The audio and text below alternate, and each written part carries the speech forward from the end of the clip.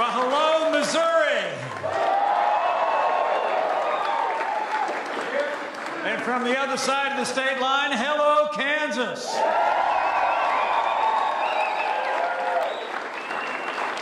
It is great to be back in Kansas City with men and women who elected a Congress and a president.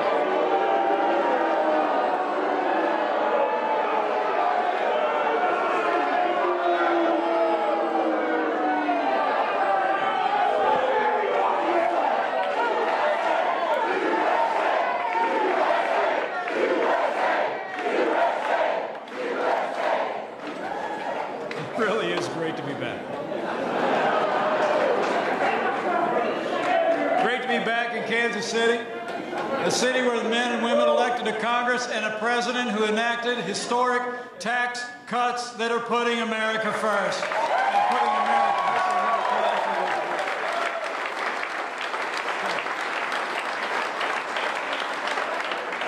And on my way here, just driving across town, I got a phone call from overseas. So let me start out by bringing greetings from a man who made those tax cuts possible, the leader that Missouri and Kansas voted overwhelmingly to make the 45th President of the United States. I bring greetings from President Donald Trump.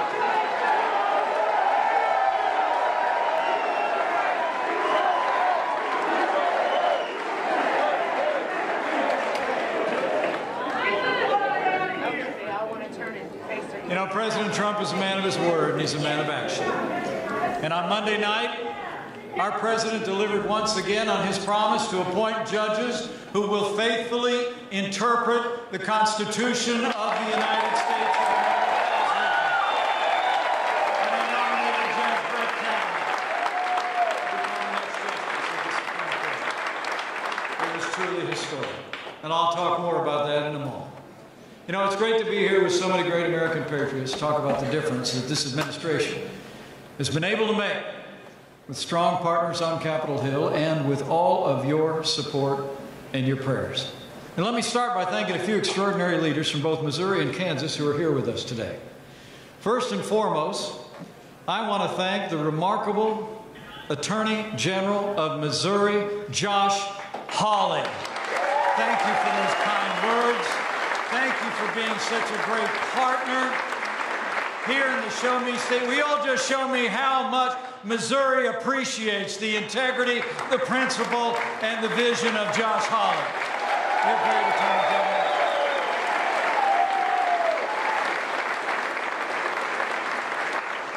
We're also honored to be joined by another leader in the United States Congress who I can tell you has been standing shoulder to shoulder with this president and our administration to advance an agenda that's putting America first. She's wrapping up a very distinguished career in the Congress of the United States. So let's give her an extra round of applause. Kansas Congresswoman Lynn Jenkins, thank you for your service to Kansas and to America. Thank you.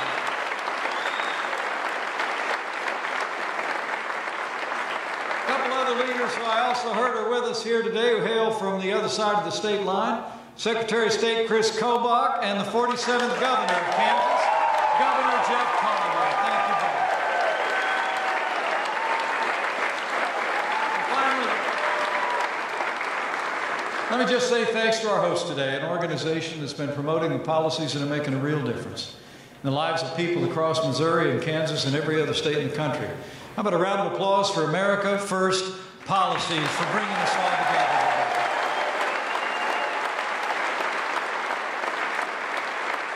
You know, I came here today first and foremost just to say thanks. Thanks to each and every one of you for all of the support, not just in the election year in 2016, but every day since. The way you've expressed your support for this administration and stood strong with this president and all of our allies on Capitol Hill. You know, next week marks 1.5 years since the president and I took office. Because of your support,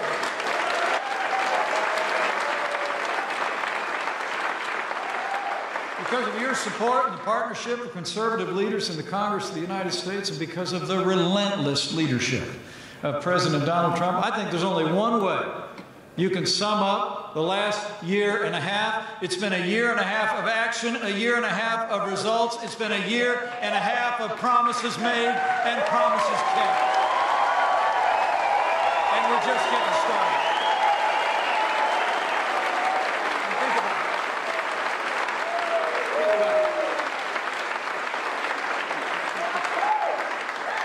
it. President Trump, first and foremost, promised to rebuild our military, to end the era of budget cuts to our armed forces, and with the strong support of conservative leaders in the Congress, as a proud father of a United States Marine, I was standing.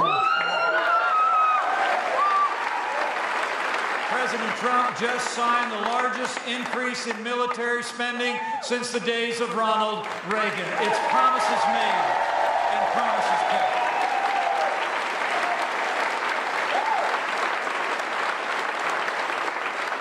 This president pledged to support those that have worn the uniform of the United States. And so most of you are sitting, those of you that have served in our armed forces, if you're able, would you mind just standing and allowing us to have the opportunity to show our appreciation? All of you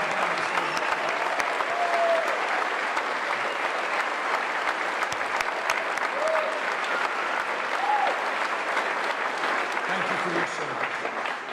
Thanks to the President's leadership and the strong support of leaders in Congress, I'm pleased to report the VA once again has the resources to end its backlog once and for all, and we are now giving veterans choice and access to real-time health care that they earn in the uniform of the United States.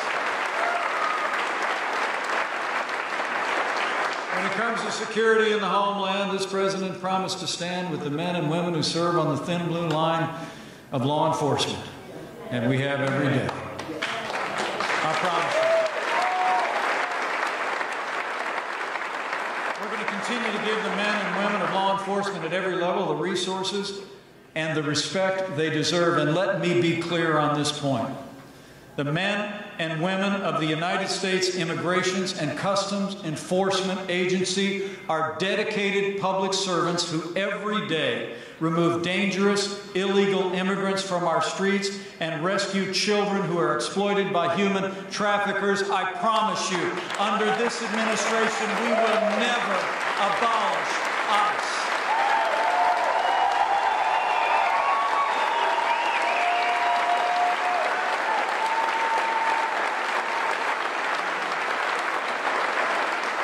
President Trump promised to enforce our laws and secure our borders. He's already signed the biggest funding increase for border security in nearly a decade, and he secured funding to begin building that wall.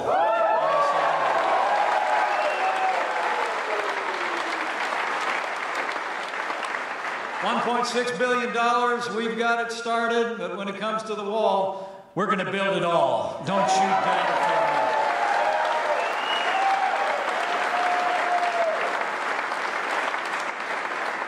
And as Attorney General Hawley just said so eloquently, to uphold the rule of law, our president promised to appoint strong conservatives to our federal courts at every level. And last year, President Trump set a record for the most Court of Appeals judges confirmed in a single year of an administration in American history. And they're all conservative men and women. And that doesn't even count Justice Neil Gorsuch on the Supreme Court of the United States.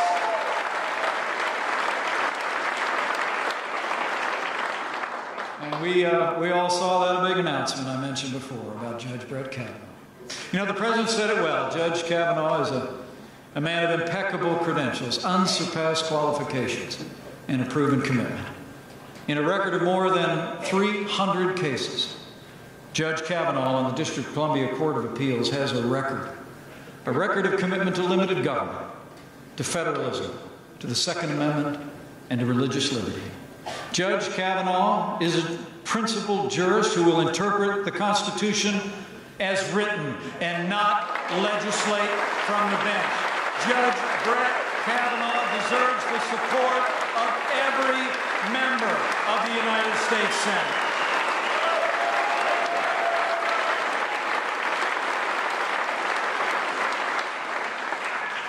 So it's been promises made and promises kept about strength, about security, about the rule of law. But it's also about jobs and opportunity. And since day one, I figure you've noticed, this president's been keeping his promise to get this economy moving again. In every decision we've made, we've focused on strengthening the great American economy, strengthening the balance sheet of families and our factories and our farmers. This president promised to roll back the heavy hand of government. In fact, last year, President Trump signed more bills rolling back federal red tape than any president in American history in 1 year.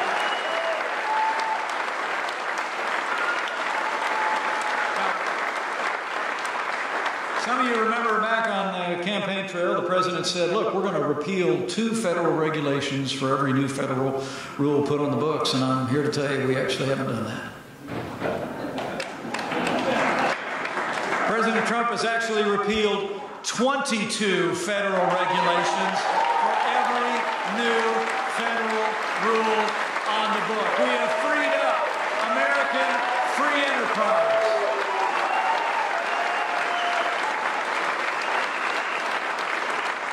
Working with your conservative leaders in the Congress, we also delivered a major victory for Kansas and Missouri farmers and ranchers when we repealed that particular regulation. If you remember the disastrous stream buffer rule, and the waters of the USA is gone. It's about private property rights. This president also promised to unleash American energy to get this economy moving again. We approved the Keystone and Dakota pipeline. He rolled back the Clean Power Plan. And President Trump put America first when he withdrew the United States from the Paris Climate Accord.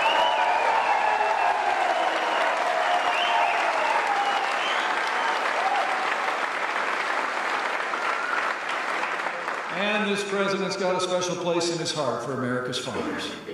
He promised to deliver for our farmers and ranchers and producers, just like you all deliver for us every day. First and foremost, make no mistake about it, in this Congress, we're going to get the Farm Bill done. We're working tirelessly with leaders in Congress, especially the great Kansas Senator Pat Roberts, to pass a multi-year farm bill that's going to provide rural America and all of our farmers, ranchers, and producers the long-term certainty that you need in uncertain times. And our president's going to keep fighting for trade deals that are free and fair and reciprocal and are a win for Americans in the city and on the farm.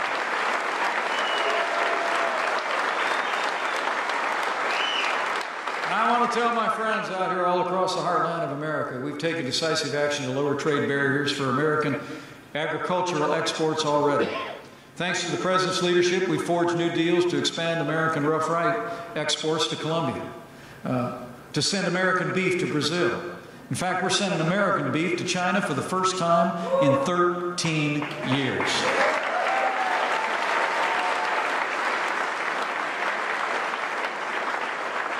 Open markets for American pork in Argentina, and we're opening markets to American poultry in South Korea. And I'm here to tell you, we are making significant progress on renegotiating the North American Free Trade Agreement in a way that puts America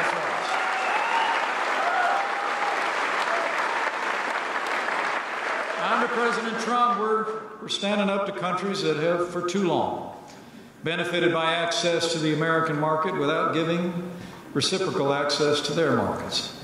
Countries in particular like China have been informed that the days of a disproportionate and imbalanced trade relationship with the United States are coming to an end. The truth of the matter is,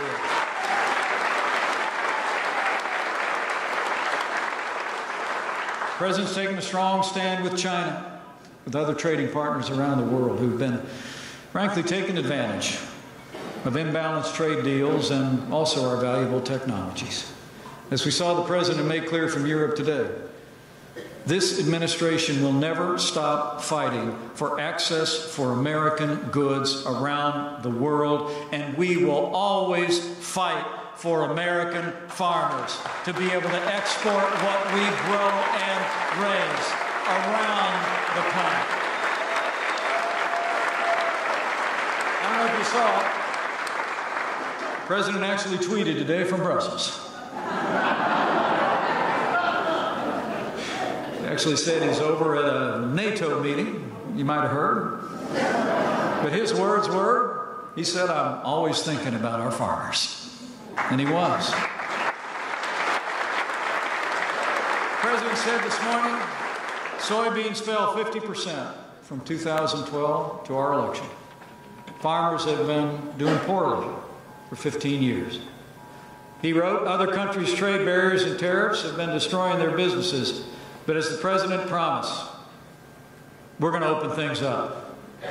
Better than ever before. We're going to keep fighting for a level playing field for our farmers. And as the President said, America will win that fight. And so will American farmers. Don't doubt it. So we've made incredible progress in this economy. But of course, what brings us all here today is that one big promise the President made that he kept right before Christmas. This President promised to cut taxes across the board for working families, businesses, family farmers, and right before Christmas, with the support of the conservative leaders from Missouri and Kansas, President Trump signed the largest tax cuts and tax reform in American history. That's promises made and promises kept.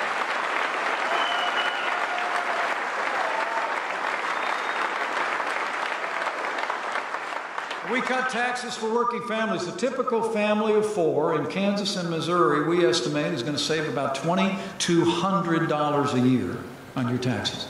We cut taxes for businesses large and small so that businesses in Missouri and Kansas can compete and win against businesses anywhere in the world and create jobs right here in the USA. Not only did we cut taxes on individuals and businesses, but if you didn't notice it, we also cut out the cornerstone of Obamacare. The individual mandate tax is gone.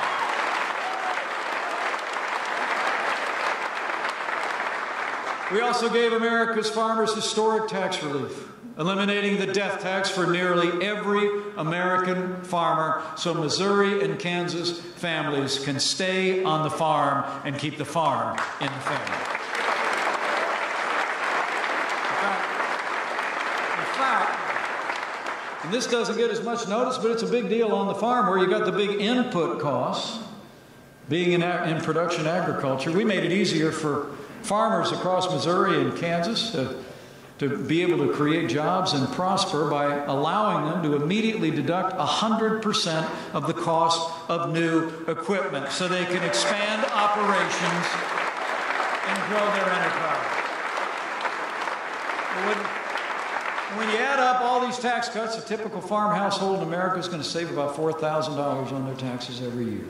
It's really amazing. And the results have been amazing. When you look at the impact these tax cuts have had on our economy, this economy and the deregulation, the commitment to American energy has resulted in America coming rolling back. Since Election Day 2016, businesses large and small have created nearly 3.7 new good-paying jobs, including 61,600 jobs in Missouri and Kansas alone.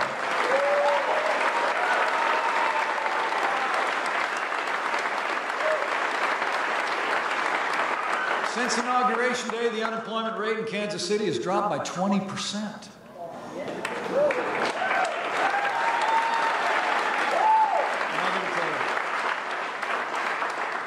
The President and I truly believe that the American dream should be available for every American, regardless of race or creed or background, and I couldn't be more proud, and neither could the President, that we have set historic records in low unemployment for Hispanic Americans and African Americans all across the country. The American dream is working for everybody.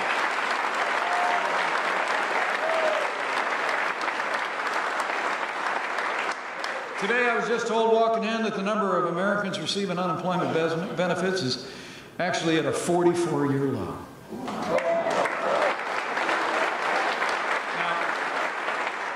None of this happened by accident. It's a result of leadership. It's a result of a president and partners in the Congress have been willing to stand with us to put common sense American principles of jobs and growth into practice. I mean, we're in the middle of a great American comeback because you elected a president and elected majorities in the Congress that have been delivering for the heartland of America and delivering for our economy. Since our president signed these tax cuts into law, more than 6 million Americans have already received bonuses and pay raises and bigger benefits. In fact, I heard that over 66,000 workers in Missouri and Kansas have already received a pay raise or a bonus. That's real results that impact families. Like when Kansas City's own Hostess gave its workers a $750 cash bonus after the president's tax cuts. $500 in extra contributions toward their retirement, and they even gave them free snacks for a year. Let's hear it for Hostess, everybody. Pay raise, retirement. And the truth is, we're just getting started. Because these tax cuts are going to keep spurring more growth. Working families in Missouri and Kansas are going to expect, we believe, to see their salaries increased by nearly $4,000 a year in the years ahead when all these tax cuts take effect. Now, you talk about these bonuses, you talk about people at the end of last year, you heard about how many companies around the country were passing out. More than 5 million Americans got a more like $1,000 bonus right before Christmas. That's kind of great news, but, you know, not everybody agrees. Am I right? I mean, you may have heard that the person who wants to be Speaker of the House again, Nancy Pelosi, the Democrat leader Nancy Pelosi actually said, did you hear this? She actually said that a $1,000 bonus for working Americans at the end of last year was nothing more than crumbs. Now, let me remind all of you, Karen and I, you know, we come from the Joseph A. Banks wing of the West Wing of the White House, or the 2-for-1 sale wing. You know what I'm talking about? I mean, quite honestly, when our kids were really little back in Indiana, we had a term for another $1,000 in my paycheck at the end of the year that we weren't expecting. Christmas. Am I right? I mean, that's real results. And let me say from my heart to all of you here from across Kansas and Missouri, any leader who says that $1,000 in the pockets of working families is crumbs is out of touch with the American people and should never lead the American Congress again. I mean, the truth, I don't know if you remember the last time liberals ran the Congress, but Lynn and I did. We were there. I mean, literally, we saw them. They instead of cutting taxes when they were in charge, they were raising taxes. Instead of increasing military spending, they were cutting military spending. They tried to pass cap and trade. They gave us the Obamacare nightmare. They literally built an economy that seemed to work well for those on top and leave all the rest of us behind. And the truth is, you know, these, as a friend of mine said not long ago, these aren't your parents' liberals anymore. I mean, the truth is that the Democratic Party has gone farther to the left than ever before, and you need to look only at Missouri's Senator Claire McCaskill for proof of that. It's true. And hardworking citizens of Missouri deserve to know that, and Kansas for that matter, you all deserve to know that every single Democrat in Congress voted against President Trump's tax cuts. Every single one. And standing here in Missouri, the people of the state deserve to know, when it came time to cut your taxes, Senator Claire McCaskill voted no. When it came time to letting Missouri families keep $2,200 more of your hard-earned money every year, Claire McCaskill voted no. When it came time to eliminating the death tax for virtually every family farm and cutting taxes on Missouri small businesses, Claire McCaskill voted no. But you know, it's not just the tax cuts. Time and again, Claire McCaskill has voted no on the policies that Missouri supports and that Missouri needs. She actually voted in lockstep with her party more than 80% of the time last year.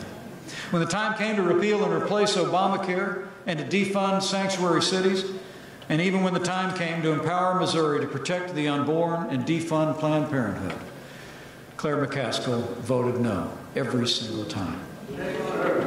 In fact, when the president's first nominee to the Supreme Court came before the Senate last year, Claire McCaskill joined Chuck Schumer and voted no on Neil Gorsuch. And on Monday, there were many Democrat senators who actually rejected the president's nominee before Judge Kavanaugh was even announced. This is the kind of obstruction that the American people have had enough of from Washington, D.C.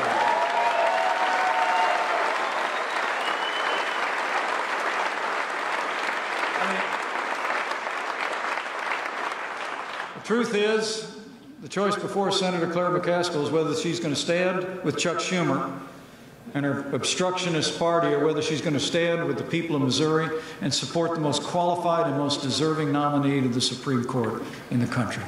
And today, we call on Senator Claire McCaskill, put politics aside, give our nominee a fair hearing, and vote to confirm Judge Brett Kavanaugh as the newest justice of the Supreme Court of the United States.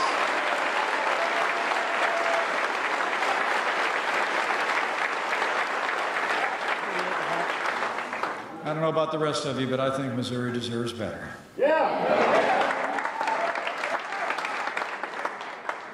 You know, but while liberals like Claire McCaskill have been voting no, I'm glad to report to you that your Republican leaders in the Congress, in the House and the Senate, have been voting yes to advance our agenda, the agenda that's making a difference in the lives of families across Missouri and Kansas. You already heard from Congresswoman Lynn Jenkins. As a leader with nearly 20 years of experience as a public accountant, she not only helped draft this historic tax cut bill, but she also fights every single day for Kansas working families and farmers and small businesses. Give her one more round of applause before we leave it. Stand up, please.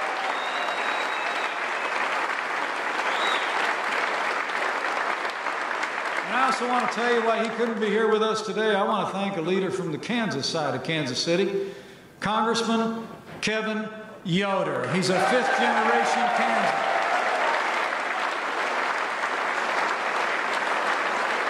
Kevin Yoder has been working hard to advance the president's agenda. He's a kid who learned the values of hard work and personal responsibility on his family's grain and livestock farm, and he's taken all of that strong character to Capitol Hill. And Kansas is stronger and safer and more prosperous because Congressman Kevin Yoder is on the job. And last but not least, let me also thank three strong conservatives representing Missouri and Kansas in the United States Senate. Senator Jerry Moran of Kansas, Senator Roy Blunt of Missouri are tireless champions for working families and veterans and job creators in Kansas and Missouri. And let me also thank the senior senator from Kansas. Senator Pat Roberts not only played a vital role in crafting our tax cut legislation, but as chairman of the Senate Agriculture Committee, he's working tirelessly to pass a farm bill that's going to give farmers and ranchers the support they need to prosper in the years ahead. Well, thank you, Senator Roberts.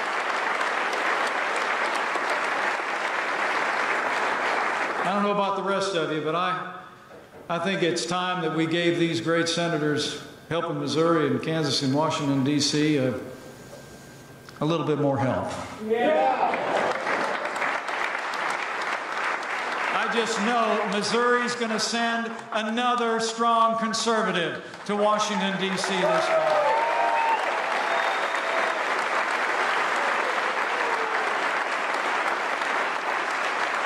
So thanks for being here today. I can't thank you enough. It's very humbling for me to be able to be with you and to have so many of you come out in the midst of a busy week. But it really does give evidence of the support that the President and I feel every single day. You know, I get up sometimes in the morning and I turn on that television with a stick. You know, I never quite know what's going to be there, right? Traveling across this country or reading my mail every day, we see the support. And the members of Congress that have supported this agenda see it as well. But I want to leave you here today, hopefully not just having heard a speech, but I hope you leave here with a little bit of a burden on your hearts. Because for all that we've done before, I can tell you, all that we've done to make this nation more secure, more prosperous, all that we've done to advance the values that make this country great, that's just what President Trump calls a good start. And we need your continued support as we continue to strengthen this country at home and abroad. And so I want to challenge you.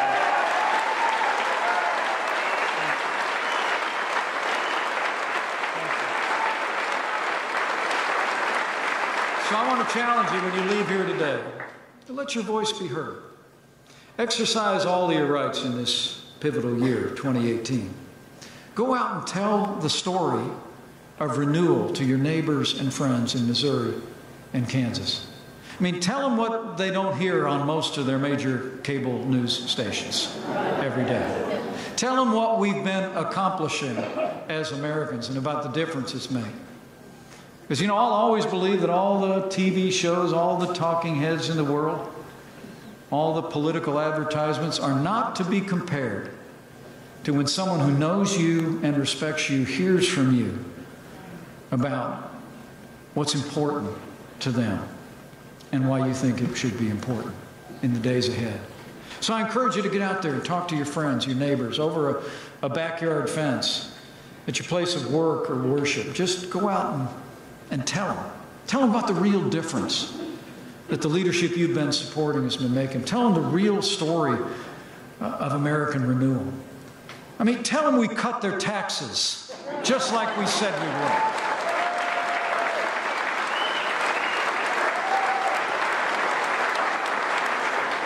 Tell them we're restoring American strength at home and abroad to protect their families and their freedom, and the world is respecting the United States once again.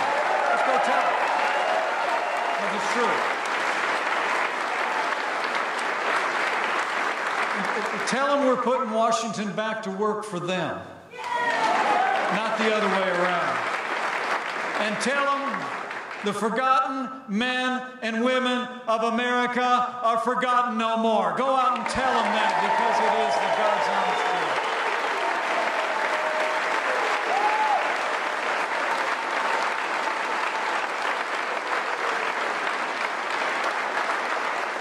And tell them I told you. Let's say I ran into Mike the other day. He was in Kansas City, and man, it took him a long time just to get through everything that President Trump has done for this country. And we are just getting started. And in these times of too much division, widening challenges and unknowable threats abroad, if you're of a mind, I'd encourage you, after you go out and tell the story, let your voice be heard. Be involved in every way as citizens that you can. If you're so inclined to bow the head and bend the knee, I encourage you to do that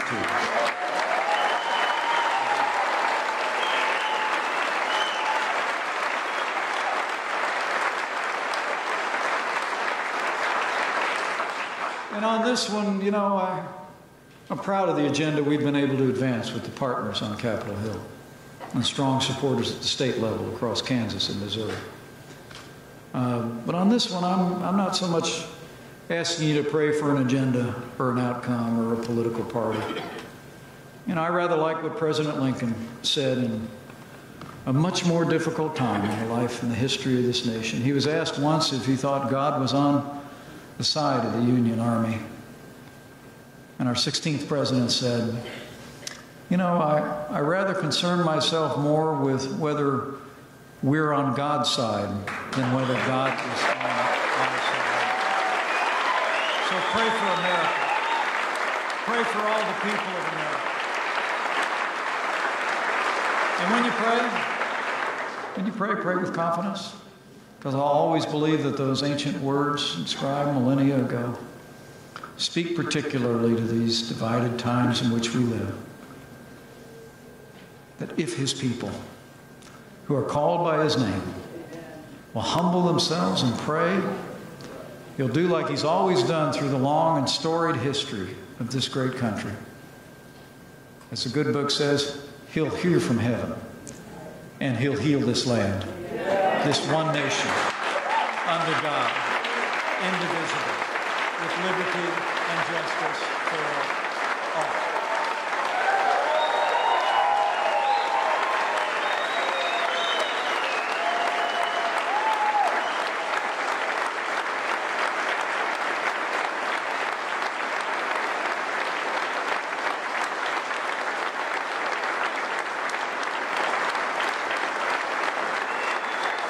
So thank you again for coming out today. Thank you. I want to say hi to as many of you as I can.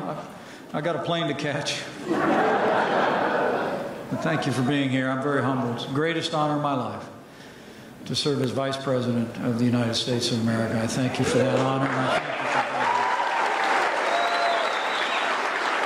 But I leave here so encouraged.